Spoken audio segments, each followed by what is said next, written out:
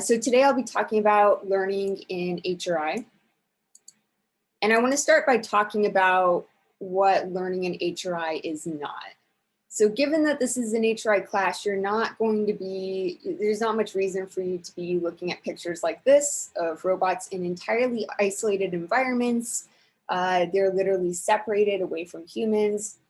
You can see in the top right, can you all see my cursor? Okay, great.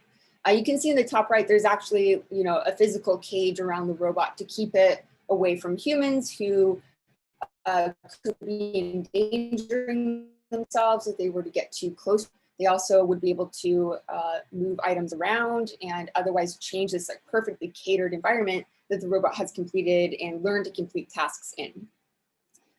So when it comes to robot learning, this is the ideal. We would love to have robots in these settings where nothing ever changes. They do the same task over and over again with the same goal. But seeing as this is an HRI class and we really want to be able to see robots helping people in meaningful ways in their daily lives and around the home, this isn't an option. And so in getting robots into more interactive spaces, we have to think about what are all of the ways that humans affect how a robot is supposed to learn or do anything in their environments. So I want you all to think about the types of novelty that occur in your day-to-day lives. Here we have a few examples.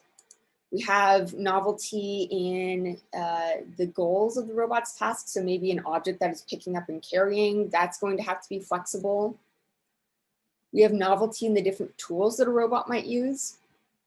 If you have ever been to IKEA and you go into the kitchen section and you're trying to find one spatula, you get there and there's literally an entire hallway filled with spatulas that you now have to choose from.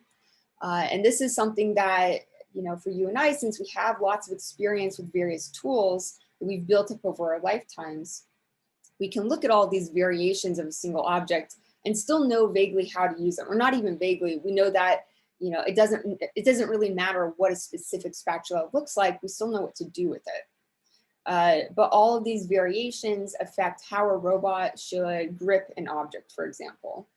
You might have spatulas of different sizes that the robot has to learn to adapt to. They might be different colors or otherwise look different, in which case the robot now needs to adapt to the new visual features of that object.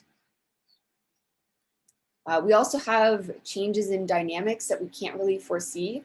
People use robots in ways that we don't expect them to. So do cats, apparently. And all of these variations in a robot's environment have to be able to be accounted for. If a robot suddenly has a whole bunch of weight put onto it, we still want it to be able to go on and complete its task without getting totally thrown off course. And here we have a picture from a fetch pick it challenge where we see all these shelves with different objects that the robot is supposed to pick an item off those shelves and place it into the bin. If you and I are looking at this and we were to say, oh, can you grab the cereal box and put it in the bin, you and I would know exactly what that's referring to. But for a robot that doesn't know how to identify which of these boxes are cereal, why are they all different brands? Why do the boxes all look different? They're all different sizes and shapes and colors. All of these are visual features that a robot doesn't yet know how to differentiate between or what the implications of those visual changes are. So these are just examples of how, different, not only is there so much novelty in human environments, but there's so many different sources of novelty that we just pick up through context in our day-to-day lives that robots don't otherwise have access to.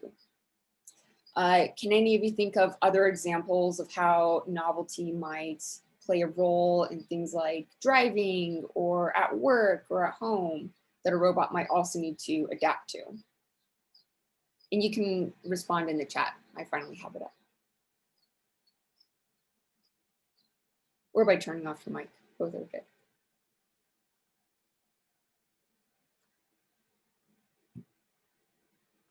Different voices and voice control. That's a really good point. If you're keeping up with, issues of bias in AI, there's a whole issue of AI agents and robots not having enough access to training data from various end users. And so even if we try to get robots to recognize different people's voices, the set of data that we train it over isn't, it's not representative enough of the full population that we want robots to interact with. And so again, how do we get robots to adapt to that? Yeah, and different voices, different accents, those are all really good points. Any other suggestions? Mispronunciations. I would hate to have a robot misinterpret what I'm doing and go on confidently doing the thing that I didn't intend for it to do. So some way of, not only adapting to these changes, but also indicating the robot's confidence in what you just asked for, being able to reflect on, how novel a situation is so that it can react accordingly, or at least tell the user how uncertain it is. Anything else? The one that I think of is driving, in that if you're on the road and somebody starts flashing their hazard lights, we have to very quickly make decisions about why they just did that. Are they in trouble? Did they just like hit the button accidentally? And so we're trying to infer all these things about context that just pop up in our daily lives. Dealing with non-rigid things. Do you mean like physically non-rigid objects? Yeah, like fabric. That's a good point. If you think about this the next time that you're folding laundry, there's so much adaptation that happens at just like a fine degree of movement. How do you find the corners of the laundry that you're trying to fold? How do you adapt to wrinkles that just appeared and now you have to like shake the towel before you fold it? What if you fold it incorrectly? There's actually a decent number of papers on getting robots to fold laundry because it's such a difficult problem. All right, I'm going to continue on.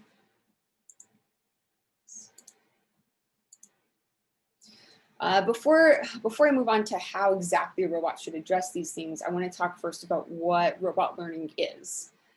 This is a really oversimplified example, but say that we have a robot that lives in this grid world, where every state that the robot can be is a different cell in this grid. So we know that it's in this position, and we have a goal for it to get to this position, and we can think about all the possible actions that this robot might take in terms of how many steps it takes up or down or left and right. Ideally, we want to have the robot learn a policy that is a function that produces the action that a robot should take in any given state.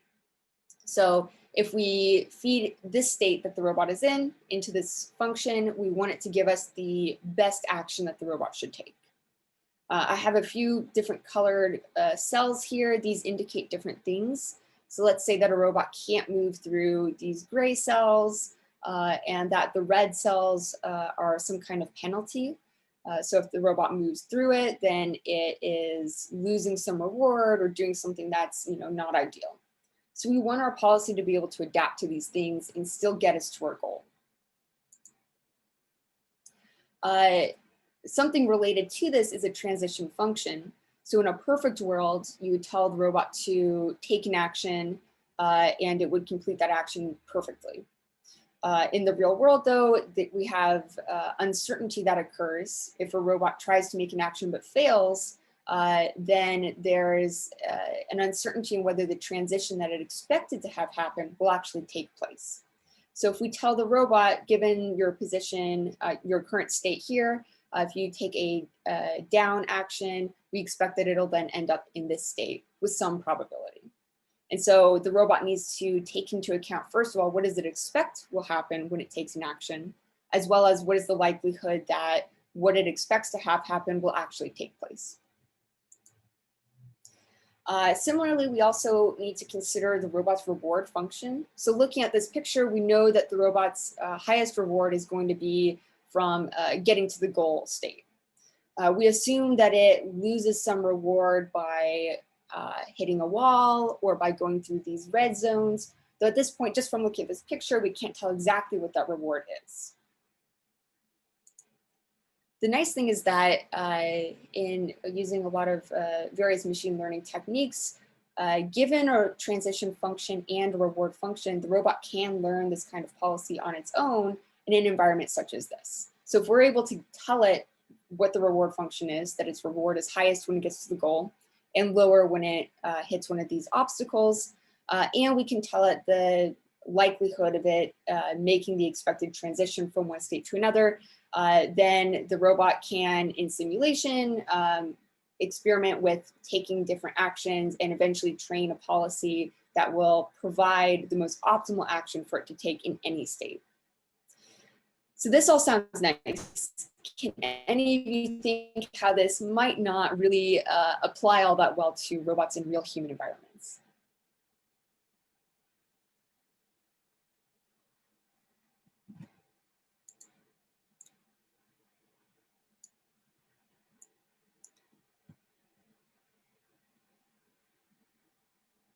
Situations where the state space can get too big, yes. So here we have a grid world where we have, I don't know, what is this, a 5x6 grid. So it really only has to consider these 30 possible states that it can be in. Working with other agents in the environment, yeah. So here we assume perfect knowledge of the world. When there's another agent in the environment, not only are they probably completing their own tasks, they have their own goals, but they're also going to be changing the state space as well. If you've ever gone into the kitchen after your roommates were cooking something and now you can't find where anything is, the item that you left on the table is no longer there, those are just examples of how other agents can change the states without us really knowing about it, and we still have to adapt to those changes. Lower probabilities of the transition function being accurate, yes. Here we have this assumption that the transition function is static. But if you can imagine a robot that's moving through an area where somebody's just mopped the floor and now it's all very slippery. Now that transition function is completely unlike what the robot expected. A lot of time, oh yes, hidden states. So here we have perfect knowledge of the world, or the robot has perfect knowledge of the world. There might be information that it doesn't have, but is necessary for it to know what is the optimal action for it to take. Real-time and continuous feedback is also really good. Instead of more cleanly time-based. Yeah, so for example, the goal might change. So even if the robot has some perfect plan to achieve some goal for a task, that goal might change over time. It might be that the robot thought it was making the optimal action, but it actually moved something out of the way that it shouldn't have, and now it has to re-plan in order to complete that task. Yeah, so these are a lot of really good reasons why learning in human environments is not so simple. I want to give a few more examples. So here we have some images of, just some tabletop tasks. And so these are all realistic objects, in one form or another. We have some like lunch packing tasks. We have some cups and bowls the robot might need to put away or stack or serve some food into. So we can see that all these objects are moved around, but when we consider this as the robot's actual state, first of all, the state space is a lot more complex than it was in this grid world, like we discussed earlier. Not only is it a lot more complicated, if we're looking at these images, we have to consider that these images are in the form of 256 by 256 pixel RGB representation or RGBD representation of this image. So we have basically these point clouds that represent what the robot is actually seeing. It doesn't yet have a simplified state space of, consisting of just the different cups that are in the scene or the bowls or their locations. It's just getting this raw input that the robot now has to be able to represent in a more meaningful way. So that's one challenge. The other is that we have an infinite number of possible states. That's based on the, just the number of objects that can be in the scene, their locations, their sizes, shapes, hues, and that further complicates things. We also don't actually know what the goal is of these tasks, which is probably the most important consideration here. We can look at these images and kind of guess some things that might be going on. So we have some lunch items here that in a lunch bag that's empty. Maybe we're supposed to pack these items into the bag. We have some kind of a table setting here. So maybe we're supposed to set the table, maybe that's optimal, but we don't actually have a very explicit representation of the goal of these tasks. And so if we want robots to be able to learn how to complete a task, they need to know, first of all, what is the goal that it's actually trying to achieve? And then second, how is it supposed to achieve that goal? One means of doing this is to have the robot explore in its environment. And so that's something that we were able to do in this grid world. We're able to have our policy, or we're able to try out different policies, learn what the expected reward would be for that policy, and then update it as necessary. But when we have robots in the real world, that exploration becomes a little bit more difficult. The first example of which being, what is the goal that it's actually trying to achieve? We can have a robot moving around aimlessly in the world, trying to pick up objects and put them down, but unless it actually knows what the objective of that task is, it doesn't have any instructions to work toward, it doesn't have a reward function that's been defined for it. And so that makes this more difficult. Any other reasons why we might not want a robot to just explore in its environment?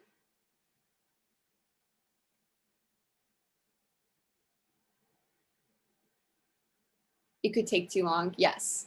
The example that I love to think about in this case is that, well, if you think about it, we have years and years of experience that we've built up just with mundane objects in our environments. So we have, years, decades of experience with like different cups. And why does this cup have a handle on it? Why is it shaped in this way versus like a cup that's just like a glass that you're picking up? We know that they serve the same purpose, but these are all things that we build up over time, over thousands and thousands of examples over our lives. Getting a robot to learn all that is, yeah, not optimal. It can be destructive while learning, just like a real baby. Yes, yes. Actually, I have a quick video. This is a video from, can you all see this? This is the YouTube video. Okay, so this is taking place in the OpenAI gym. There's been a lot of work to try to get agents to train themselves how to do tasks in this environment. And first of all, this is actually pretty cool that we can get robots to self-train how to complete tasks. And so this is an agent with no prior about how the different joints in this humanoid work, how to actually get it to walk across a scene. And so it's literally just learning from experience, which is really cool. But I think it's pretty clear from this video, we don't want our actual robots doing this. That would be expensive. Robots are pretty good at breaking themselves. And so this is all great to see in simulation. And we do have methods of taking policies that we've learned in simulation and then transferring them to an actual robot. But even then, there's always going to be some inherent risk just because the robot doesn't know what actions are likely to hurt itself or harm the environment that it's in. If we continue this toward the end, we can see it actually learns a pretty decent policy where it's able to move pretty quickly. But that's after a lot of training examples, which again, we don't want to see on a physical robot. Limited battery and runtime, yes. Especially if the robot is trying to interact with something in its environment, that might not be something that it can interact with to infinity. Whether that's just like experimenting with different tools that it might need to use. We don't want it to constantly make mistakes while trying to learn different tools or how to use them to complete tasks. I see a question. When operating in the real world, does it make sense for robots to learn from previous tasks? Yes. And that's actually a little bit more similar to how humans learn over time. We're constantly thinking back to our prior experiences and carrying them forward to address a new situation. And so an example of this might be if you're trying to cook a recipe and there's some ingredient that you don't have, you might think back to a prior time that you cooked something similar and made a substitution, or will allow you to make a substitution now. And so that's an example of how we can explore from previous tasks or from previous experiences. Other times we might be trying to generalize something that we've learned in one setting and apply it to another. So actually in this slide, I made a bit of a change that I didn't explain. But here we have, you can see the configuration of these different red blocks in the scene. And in this setting, it's changed. And so we can learn a policy that's specific to these particular environments. But ideally, it would be great to have a robot learn something that's generalizable across multiple scenarios. So can we learn something about just avoiding obstacles in the first place? Can we learn something about how the relationship between the obstacles might affect the path that we need to take? And so that's an example of how learning in one environment or in one task might be able to bootstrap learning for another task that we would want the robot to complete. That also is in some other challenges though. So when considering how to generalize something that a robot has learned, again, context plays a really big role. So let's say that we've taught a robot how to complete some task with these blocks at the left, and now we want it to repeat that same task with these blocks at the right. If we're teaching the robot a stacking task, just how to stack these blocks on top of each other, then we would want the robot to map what it knows onto these new objects in this sort of way. So here we're mapping these objects roughly based on their size, because when we're stacking blocks, we want to stack them in the order of largest objects to smaller ones. And so that's the underlying feature that we want to use to determine which objects are more similar to another. But if we think about this in the context of a different task, maybe we're trying to sort these different blocks. If you have a nice set of dishes in your kitchen and a cheaper set of dishes and like a set of paper plates, you can think about stacking them in a way that makes sense based on their size, or you might want to sort them based on, what are the occasions that you might use a paper plate versus a plastic versus a fancier plate or something like that. And so the context of the task really affects the role that those different objects play, and thus how we're supposed to generalize a task from one setting to another.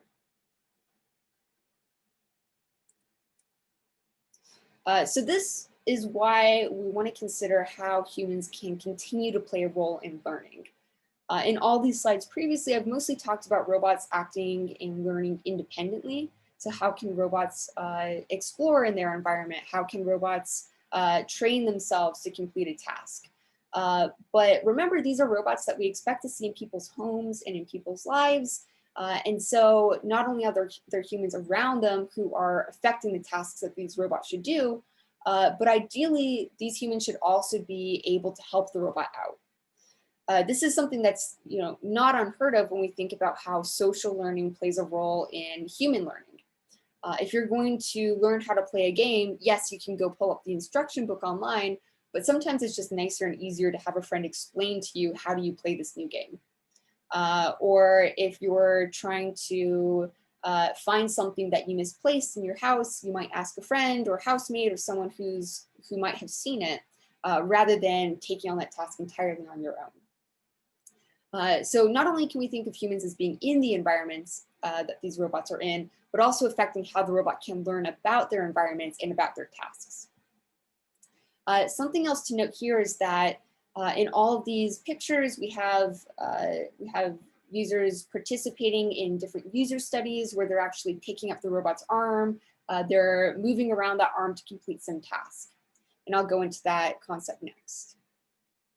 So when we think about how robots should learn from humans, it's important to consider what is the interface that we need to use. And so observation is something that makes a lot of sense to us socially. If you go onto YouTube to figure out how to fix something in your car, or like how to, or looking up a dance online, like we're learning from observation. What we see on the screen is something that we can map onto ourselves. So if you see someone doing a dance move on YouTube, you know instinctively how that relates to yourself and how you would recreate that dance move. Or if somebody is showing you how to fix something and they're using screwdrivers or drills or other objects that you're familiar with, you know how to take what you've just seen and apply it to yourself. So when we want to be able to teach a robot something, it seems natural that we would also want to show the robot something by having it observe us completing some task. So you can see that in these pictures here. We have someone who's wearing like a motion capture suit that's recording the position of various points on their bodies, like where's their wrist, where are their feet, where are their arms and their head, and we're able to map that onto the robot's actual joint space. This is really nice when it works because it's very intuitive. It's very easy for us to provide these sorts of demonstrations, but there's a very big challenge here. I actually have a video of this as well.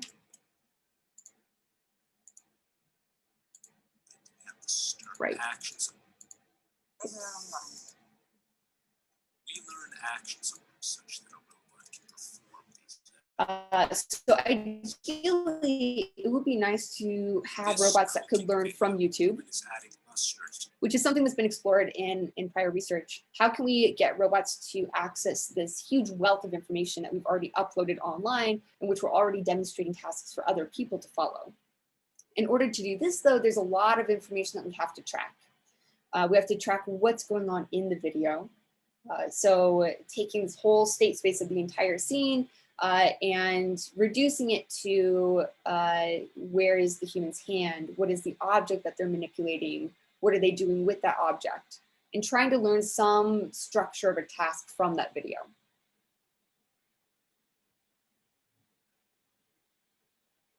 So here, this is, you can see with these trees that it's building, we're building up some kind of a conceptual knowledge of what's going on. So what are the subtasks that have to be performed to complete this bigger task? It might be things like picking up the spoon, stirring, putting the spoon into the bowl. So these are all very high level actions that have to occur. But how we actually map that onto a robot is much more difficult. And so here, this paper is looking at how do we actually perform that mapping. So if we can learn these bigger picture steps from video, how do we then translate that into the actual joint motions that are required for the robot to recreate that action?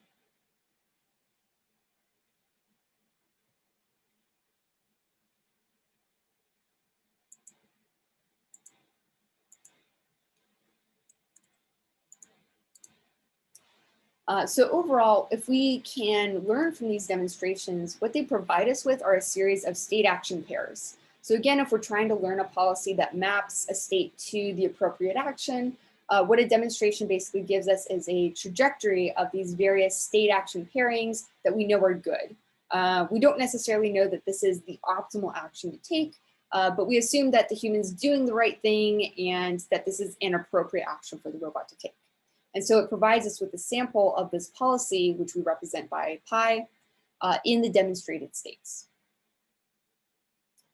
One reason why this is a very difficult way of providing demonstrations, though, is that it's a much more practical means for some robots to learn than they are for others.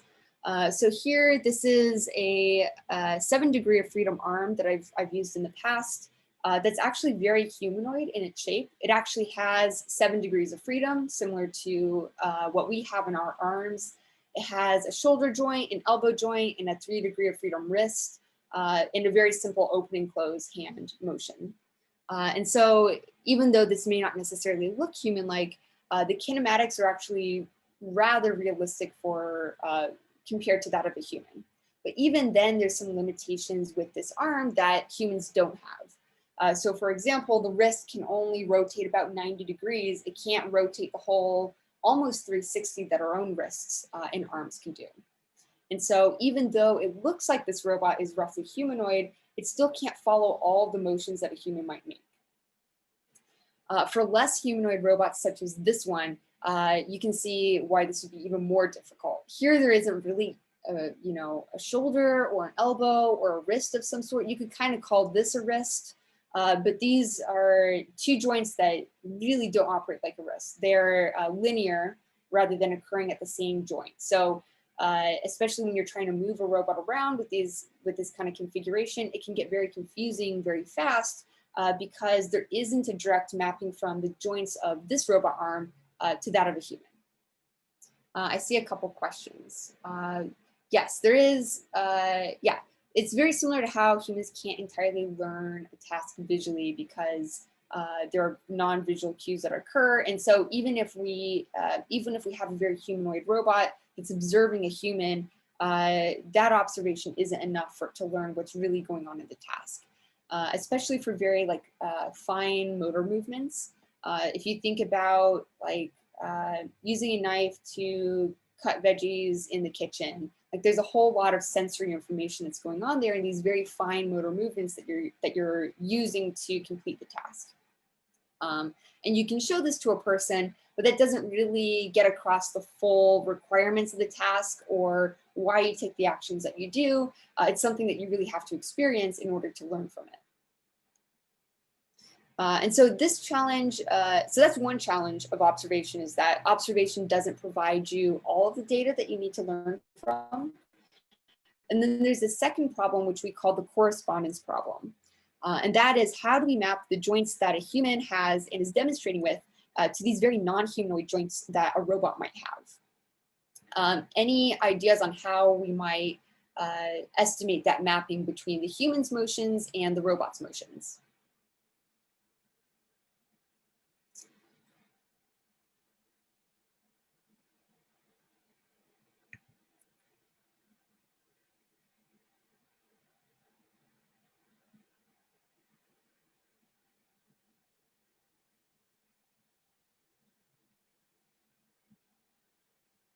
Looks like people are stumped.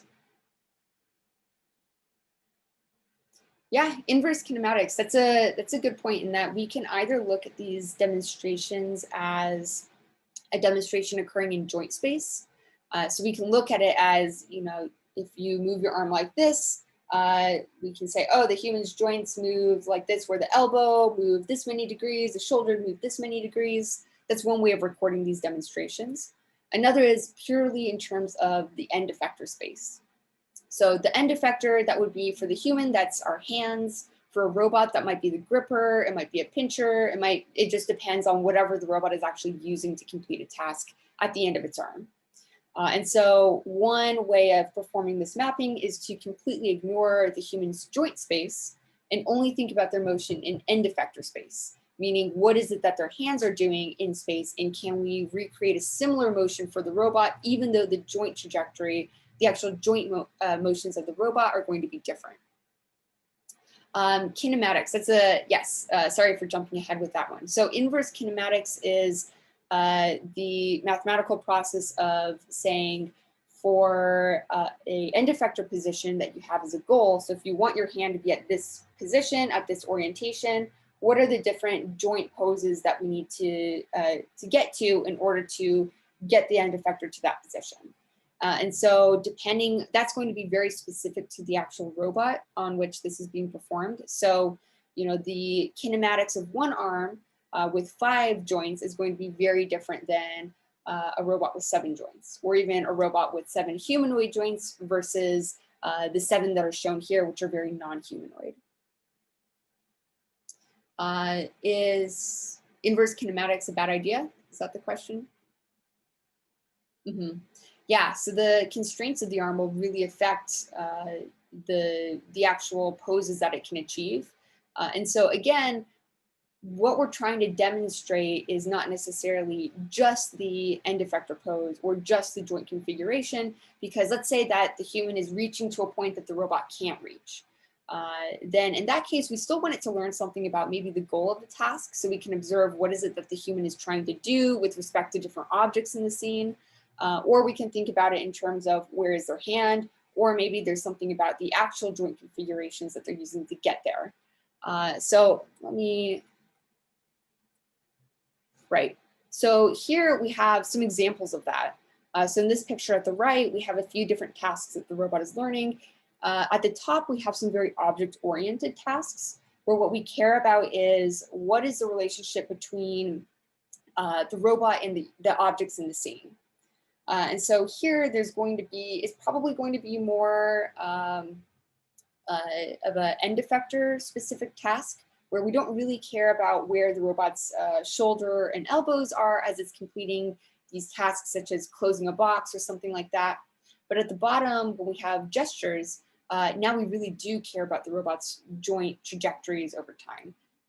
especially when it's doing something like raising a hand or waving at someone. What we really care about is that that wave looks human-like and realistic. And so, yes, the actual position of the robot's hand is important, but there is something about where the elbow is and where the shoulders are that it also needs to be learning as well. Right, so context plays a big role in what is it exactly about the demonstration that it should be paying attention to. And we can see from this picture here at the left that there's a lot of ways of recording this information. So we can record a task based on the end pose that it's supposed to get to, and maybe the robot's motion as it gets to that end position is less important than the fact that it actually gets to that goal pose. Or we might care about representing a task as a fixed motion that's relative to the robot's initial point. So for example, for raising your hand, if my hand starts here and I do this hand raising action, I want to raise my hand directly from where it started. If I'm raising my left hand, then I'll keep my hand over here. I'm not going to take my hand, move it all the way to the other side of my body just to recreate the demonstration that was provided. We might also learn these tasks relative to different objects. And so that's going to affect whether we want to learn from the end effector pose versus the actual joints of the human during that demonstration and so on. So these are all things that are, we often define as part of the learning problem, but it's important to think about how this will affect what is the right, what is the actual feature of the demonstration that we need to be recording. So demonstrations through observation are one way of receiving this information, but kinesthetic demonstrations actually allow us to avoid this whole correspondence problem. The reason why they allow us to avoid this is that rather than have a human demonstrate a task with themselves, they can actually move the robot's arm in order to complete the task. And what this does is that it means that they're providing a demonstration in the robot's own joint space and action space rather than the human's own space. And so here, I'm just picking up the robot's arm and showing it how to complete a scooping task. And it's able to record its joint position throughout that entire task. And that gives us a solid trajectory from one point to another. What's a situation where an absolute start would be used rather than an absolute end? That's a good point. I think, yeah, taking an apple from a bin, that's a good example. It could be something where, yeah, you're just trying to pick something up off a surface. And so you're more constrained in the first part of that task, actually picking the object up, but it doesn't really matter where you put it afterward. That might be an example. So one means of representing that information is also through, yes, so how we give the demonstrations can highlight some of those constraints. And so when you're providing a demonstration from start to finish, it's really hard to indicate what part of that demonstration is the most important part and where are you actually constrained in that motion versus what are just, you know, motions that you had to do to complete the task, but how closely the robot follows that demonstration is less important. So that gets out your question in that if you're picking up something from a bin, the part of the motion that should be constrained is how you actually pick up the object, and what you do with it afterward is less constrained. I also want to talk about different ways of providing these demonstrations. So in this visualization here, we can see that one means of providing a demonstration, and this is all from a very abstract point of view, but we can provide one trajectory that demonstrates the motion from start to finish. So for something like, in these images here, I'm moving the robot's arm through this entire trajectory and it can record it from start to finish. There's other ways of performing this recording though, things like keyframes, where rather than record the entire trajectory that's going on, you might choose to record only certain points of that trajectory. Similarly, we can have a hybrid approach. Maybe we record parts of the task continuously and we record other parts more discretely. So before I move on, can any of you think of why one of these approaches might be better or worse than the other, or when you should use continuous or discrete demonstrations?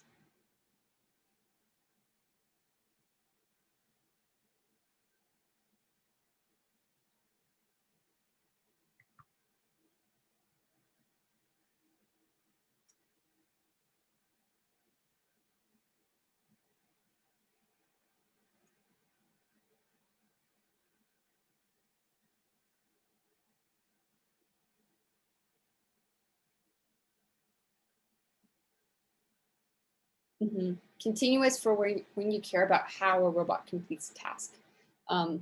It's a really good point. Things like timing and acceleration can be really difficult to demonstrate to a robot. And there's really no way to record that timing with just keyframes. You could, but maybe, so for something like you're trying to teach a robot how to play ping pong, it's not enough to say start here and end here, because the robot will do exactly that, and it will move at whatever pace it plans at. What you really care about are things like the acceleration of that motion, and that's how you actually complete that task. Discrete for when you don't care about the path, right? So how you get from one point to another may not matter so much, in which case these discrete keyframes allow you to de-emphasize the importance of every single point that you demonstrate to the robot, and allows you to instead emphasize only the points that matter. Continuous demonstrations, yes, they capture a lot of individual variability within the task. And yes, I like the point that once you have so many keyframes, it is arguably continuous. And essentially, even when we do record a continuous trajectory, it does have to be discretized at some point. It might be at the point that we're recording the robot's position at every, 10 milliseconds or something like that. But it's still, so we can look at it and say that's roughly continuous, but it is still represented in a discrete manner. So yes, the number of keyframes, once you have enough, then you're essentially providing a continuous trajectory. Yeah, discrete is good for tasks where you have a discrete action space. And so in these robots, we're mostly looking at very continuous actions, but you might have some, for example, if the robot is playing a game, it might have a discrete action that it's taking, or something more like, it's hard to see from this picture, but this robot's ears actually light up different colors. And so it has a very discrete means of providing feedback through these colored LEDs. And so you can imagine a person might also provide more discrete feedback through yes or no answers that the robot can observe as well. Something that's also important, I wish I had the video for this. But when we have users actually come into the lab and try to teach the robot how to do something, these are oftentimes people who have never interacted with robots before.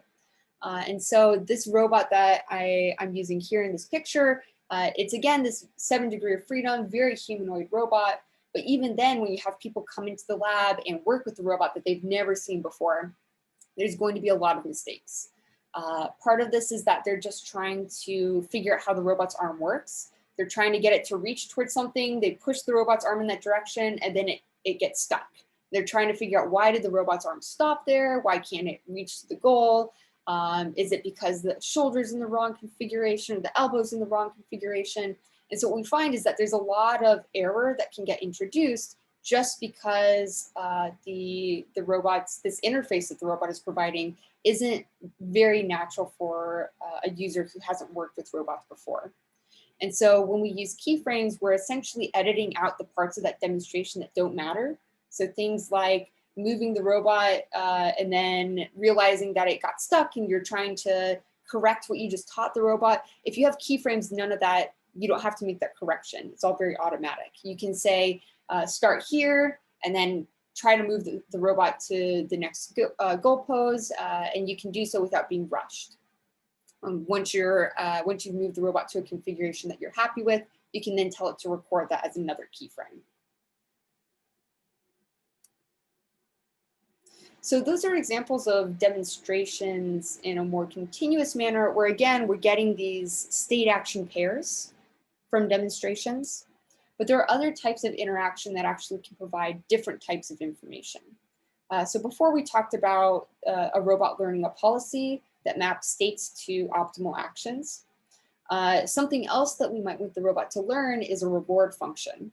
And if the robot has a reward function, then it can update its policy in other domains as well that it might have not been explicitly trained in. So learning a good reward function is important, but demonstrations don't always give us useful information about rewards. When you demonstrate an action to a robot, we know that it is a good action for it to take, but we don't necessarily know how good. Is there a better action that it could have taken? Or were there mistakes that were demonstrated as well? We don't want it to learn the wrong thing. So other types of interaction focus specifically on making comparative demonstrations. So that might be something such as corrections. If a robot has moved to one position, we can have a teacher correct the robot's pose. And now it knows something about which of those two poses is better, namely that the reward in that corrected pose is higher than the reward that it would have originally achieved in its prior state. So corrections provide us one means of doing this. There's also been a lot of work on what are some other ways of providing this corrective information. So if the robot completes some task and want to critique what it just did, we can tell it, well, most of your path was good, but this part that you did was not good. And there we're telling it something about the reward in these states being lower than the reward for the remaining states in the robot's action space. We can also look at other comparisons such as preferences. So if you demonstrate a certain action to the robot and is trying to learn, well, what part of that action was more important, or where's the constraint to this action that you just showed me? And so by having the robot change around what it just learned from the teacher and saying, what do you prefer, option A or option B? It's kind of like going to the optometrist and they say, which of these looks clearer to you? Which is better? We can do similar things with robots, in that after a robot has learned a task, it can adjust its model a little bit and ask which of these is better. And that tells it something about the reward of one trajectory compared to the reward of a different trajectory. There's also other ways of providing these discrete rewards. I'll show you a video of this.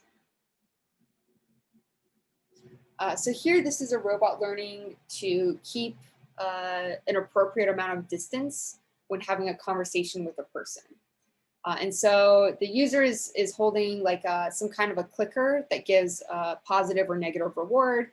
And the robot's basically trying to learn a reward based on its orientation and distance from the human that it's supposed to be keeping a conversation with. So here's a visualization of what reward it's getting, and it's trying to learn the space basically as a feature of the relationship between the robot's pose and the human's pose. Where is there a positive reward? Where is there a negative reward?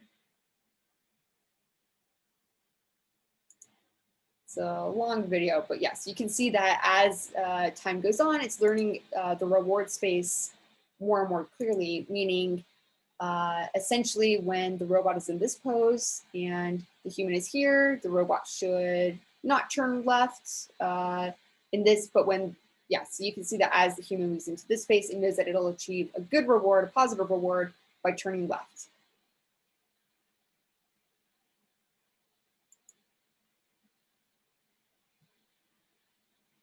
So we can see that this kind of information, while it is a type of demonstration, it's also giving us some more comparative information to allow the robot to fine tune its representation of what features of its state actually matter.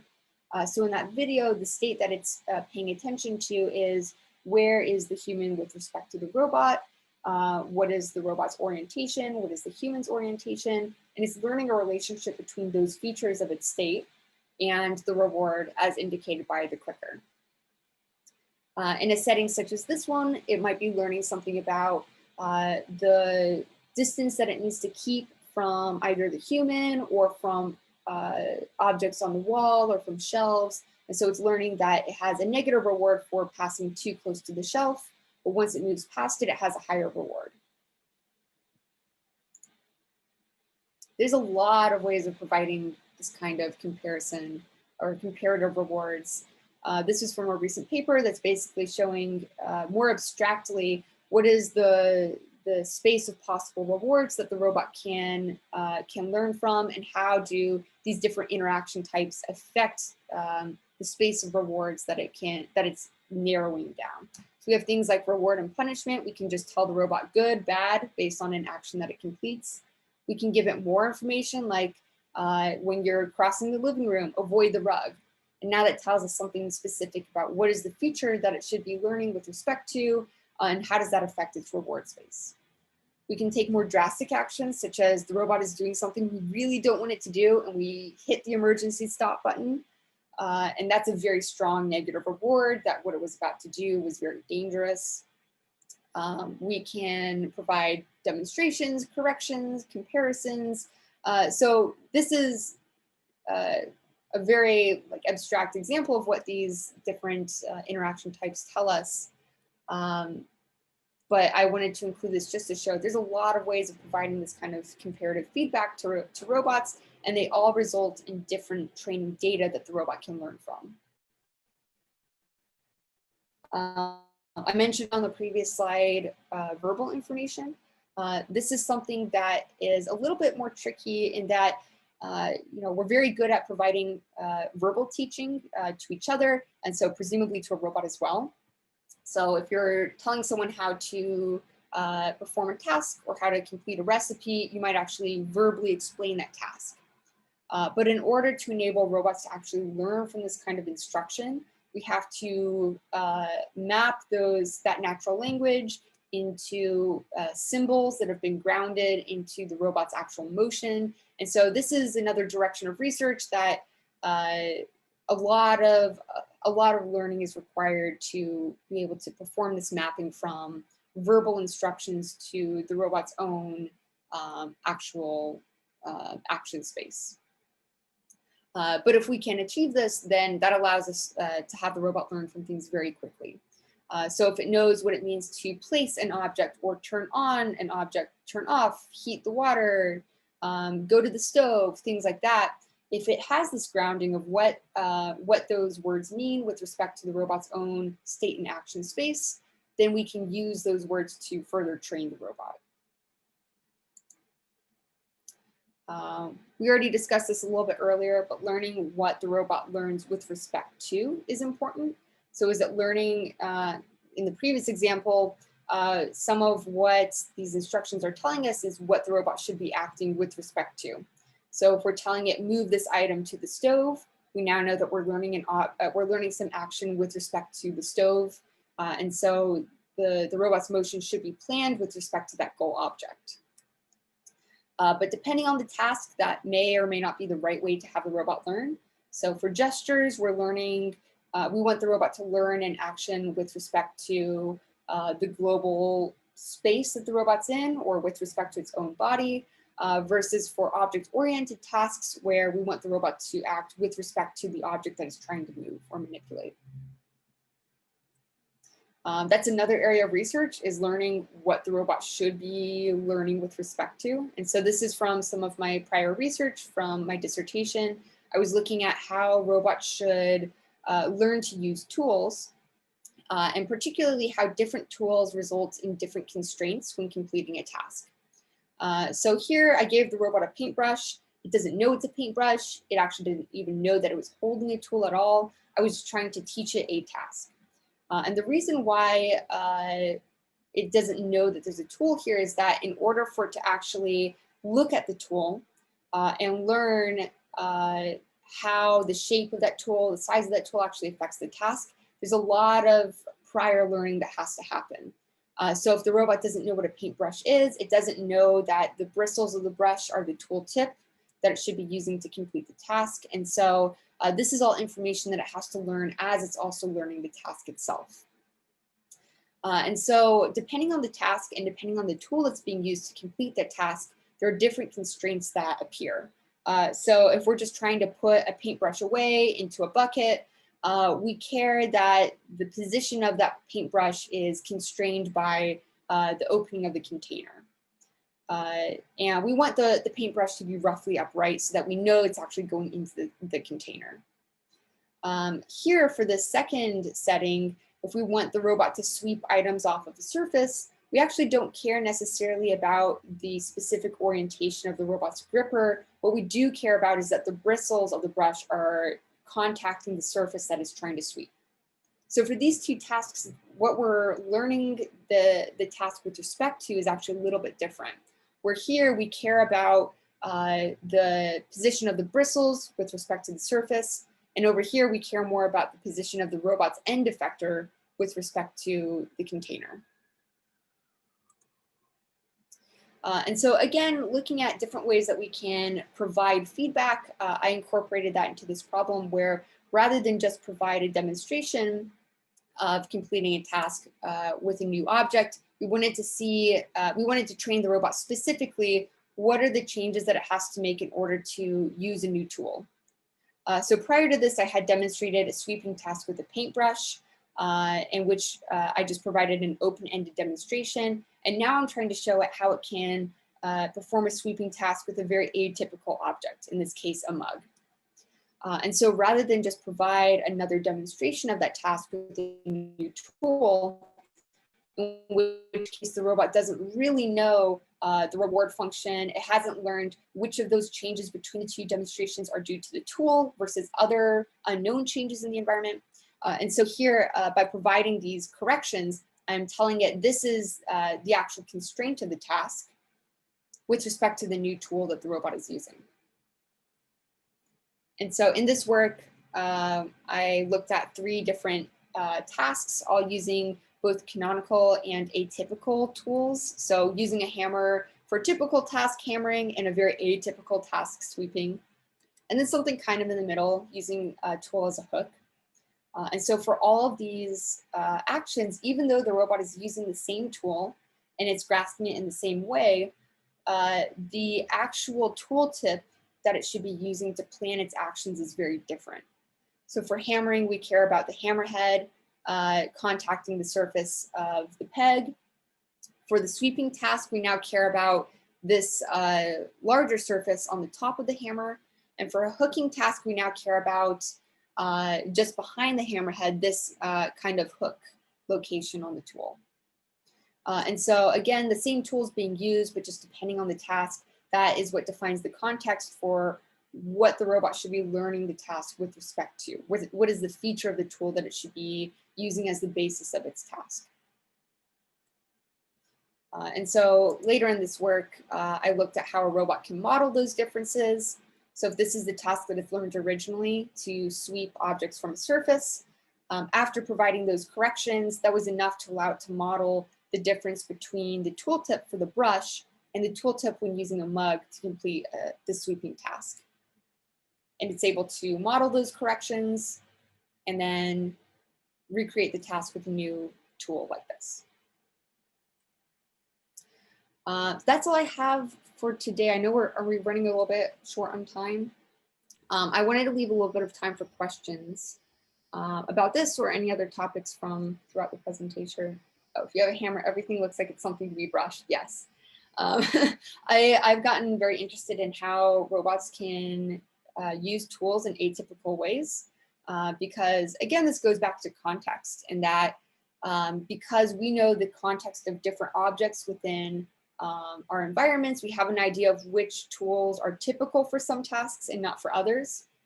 And so while in most cases, we want robots to also know this context and to learn about it, I'm also interested to see how having a robot that doesn't know about typical and atypical tool usages could actually be a strength in that it might find an optimal tool for a task that is not something that we would have otherwise guessed it would use. Or how does a robot improvise when the optimal tool isn't available, but there is another task that could be used to complete a task? Exactly. Sometimes using something slightly wrong is creativity. And so in some of my current work, I'm looking at what is it that separates a creative tool use from a bizarre tool use, where that line is essentially how effective is the tool at completing a task. If I try to use a mug to sweep a surface and it didn't work, you would say that's a very stupid way to use that tool. But in this case, it does work. And so we might look at that and say, oh, that's actually kind of creative. I wouldn't have thought to use that. And so there are constraints that have to be met in order to use a tool in an atypical but creative way versus just in a ridiculous and absurd way. Yeah, any other questions?